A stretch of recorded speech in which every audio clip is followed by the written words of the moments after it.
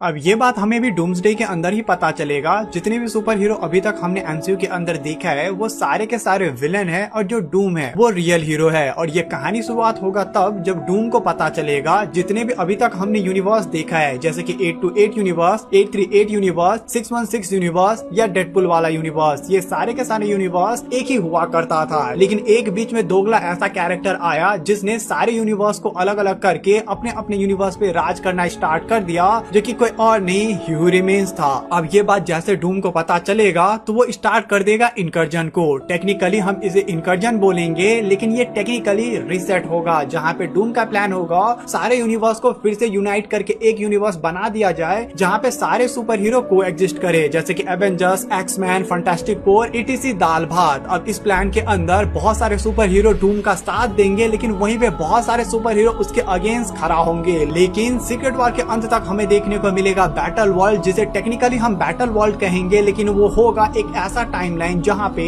सारे super hero एक साथ ही एग्जिस्ट करेंगे। और डूम के अंत के साथ हमें देखने को मिलेगा मार्वल का रीसेट, और उसके बाद देखने को मिलेगा एक ऐसा यूनिवर्स जहाँ पे हमारा जितने भी सुपर हीरो अभी तक हमने देखा है उसका न्यू वर्जन देखने को मिलेगा। बताया जाता है डूम के बनने के पीछे कैप्टन अमेरिका की ये जो लास्ट टाइम ट्रैवल है जहां पे वो सारे इन्फिनिटी स्टोन को लौटाने गए थे, इसका सबसे बड़ा रोल होगा, जिसको अभी तक डिस्क्लोज नहीं किया गया है। लेकिन कभी आपने ये सोचा यहाँ पे कैप्टन अमेरिका ने कैसे सारे इन्फिनिटी स्टोन को वापस किया, जबकि माइंड स्टोन लोकी के डंडे के अंदर था लेकिन यहाँ पे स्टोन के रूप में है। टेसराक्ट के अंदर था स्पेस स्टोन जो की यहाँ पे स्टोन के रूप में है। या बात हम कर ले एथर का जो की जेन के अंदर से लिक्विड फॉर्म में निकाला गया था, तो वो यहाँ पे सॉलिड है, तो फिर इसे लिक्विड कैसे बनाया गया। या पावर स्टोन जो की गोले के अंदर था उसको फिर गोले के अंदर कब डाला गया, जबकि यहाँ पे वो तो खुले में है। तो इन सारे सवाल का जवाब है एंसेंट वन और ब्रूस बैनर। ब्रूस बैनर को पता था एंसेंट वन टाइम स्टोन की मदद से क्या क्या कर सकती है और वो कितना ज्यादा पावरफुल है। तो जब यहाँ पे कैप्टन अमेरिका वापस जा रहे थे तो उसको सबसे पहले ब्रूस बैनर ने बोला जाने के लिए एंसेंट वन के पास, और उसके बाद एंसेंट वन को बताने के लिए कौन सा इन्फिनिटी स्टोन कौन सा स्टेज में था और उसका फोटो भी दिया गया, जिसके कारण से एंसेंट वन ने सबसे पहले टाइम स्टोन लिया और उसका पावर यूज करके सारे इन्फिनिटी स्टोन को उसी स्टेज पे लाया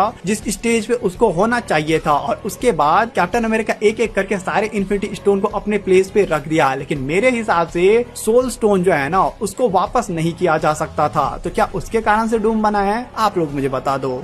कभी आपने ये सोचा अल्ट्रॉन जब कैप्टन अमेरिका से सबसे पहली बार मिलते हैं तो उनको ये क्यों बोलते हैं? कैप्टन अमेरिका एक सच्चाई का पुतला, ऐसे बनते हो जैसे तुम जंग के बिना रह सकते हो। अब इस लाइन का कहानी शुरुआत होता है अल्ट्रॉन के अस्तित्व में आने से। जब सबसे पहली बार वो बनता है तो वो इतना रिसर्च कर लेता है कि उसको इस दुनिया के बारे में सब कुछ पता चल जाता है, और उसी में उनको पता चलता है कैप्टन अमेरिका के बारे में और उनके डर के बारे में। अब ये डर को दिखाया गया था वांडा के द्वारा इस सीन के अंदर, जहाँ पे वांडा ने सबके साथ जब कैप्टन अमेरिका को उसका सबसे डार्केस्ट फेयर दिखाया था तो वहाँ पे हमने कैप्टन अमेरिका को उनका सबसे डार्केस्ट फेयर के रूप में देखा था। अब युद्ध खत्म हो चुका है और अब कैप्टन अमेरिका को रिटायरमेंट लेना पड़ेगा, और ये कैप्टन अमेरिका का सबसे बड़ा डर था। उनको फाइट से कभी भी छुट्टी नहीं चाहिए था, और इसी को देखते हुए अल्ट्रॉन उनको ये वाला लाइन बोलते हैं। लेकिन कैप्टन अमेरिका एंड गेम के एंडिंग में अल्ट्रॉन को गलत करते हुए पास्ट में रह के ये दिखा देते हैं कि नहीं, वो युद्ध के बिना भी जी सकते हैं। ये डेट नोट कर लो, और मेरे से पहले ये वाला वीडियो किसी ने भी अपलोड किया होगा तो मैं वीडियो बनाना बंद कर दूंगा। तो ये थ्योरी है, क्या हो मार्वल ने हमें एज ऑफ अल्ट्रॉन के अंदर ही दिखा दिया था सारे एवेंजर्स मारे जाएंगे डूम से फाइट करते हुए। क्योंकि याद है ये वाला सीन जहाँ पे वांडा दिखाता है टोनी स्टार्क को उसका सबसे डार्केस्ट फेयर, जहाँ पे हम टोनी के फेयर के अंदर देखते हैं सारे एवेंजर्स मारे गए हैं। लेकिन एक सेकंड रुक के सोचो, क्या हो ये टोनी का फेयर न हो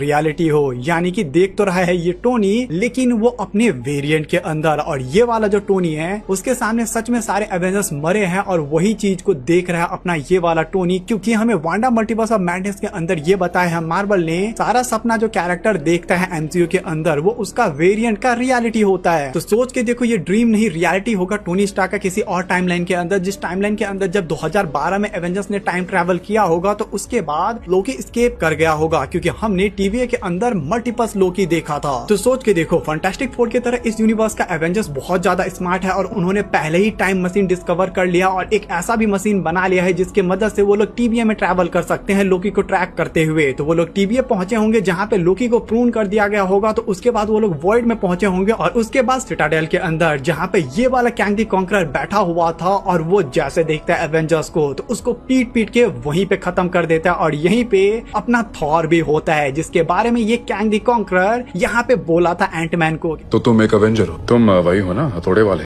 अब एक तरफ जहाँ पे कैंग द कॉन्करर सारे एवेंजर्स को सिटाडेल के अंदर खत्म कर देता है, वहीं पे दूसरी तरफ टोनी को रियलाइज होता है कि वो एवेंजर्स के साथ ना जाके कितना बड़ा गलती कर दिए हैं, जस्ट लाइक ये वाला लोगन। तो वो फटाफट से रस करके अपने एवेंजर्स दोस्तों के पास पहुंचते हैं और वहां पे देखते हैं कि उनके सारे दोस्त मारे जा चुके हैं और उसके भी ऊपर कैंग द कॉन्करर वहां पे खड़ा होकर टोनी को मॉक करते हुए हंस रहा होता है। अब ये सब देखते हुए टोनी अपने आप पे नियंत्रण नहीं रख पाता है और पूरी तरीके से रेज में आके अपने सूट का इंस्टेंट किल मोड एक्टिवेट करता है और बस एक ही झटके में कैंग द कॉन्करर को खत्म कर देते हैं। लेकिन खत्म होने से ही हू रिमेन्स की तरह कैंग द कॉन्करर बोलता है कि कैसे मेरा वेरिएंट आएगा और इस टाइमलाइन पे कब्जा कर लेगा। और जैसे ये टोनी को पता चलता है तो वो रेज में पूरी तरीके से पागल हो जाता है। लेकिन तभी कैप्टन अमेरिका टोनी को ये वाला लाइन बोलते हैं, तुम बचा सकते थे। अब इसके बाद टोनी पूरी तरीके से अपना आपा और भी खो देते हैं और उसके बाद वो निकल जाते हैं रिवेंज मोड के ऊपर। वो निकल जाते हैं एक ऐसे हंट के ऊपर जहां पे वो एक एक कैंग द कॉन्करर को चुन चुन के पूरे मल्टीवर्स में खत्म करता हुआ वो बनता है विक्टर वॉन डूम। और यही चीज शायद से हमें डूम्सडे की शुरुआत में दिखाया जाएगा कि कैसे डूम ने सारे ही कैंग द कॉन्करर को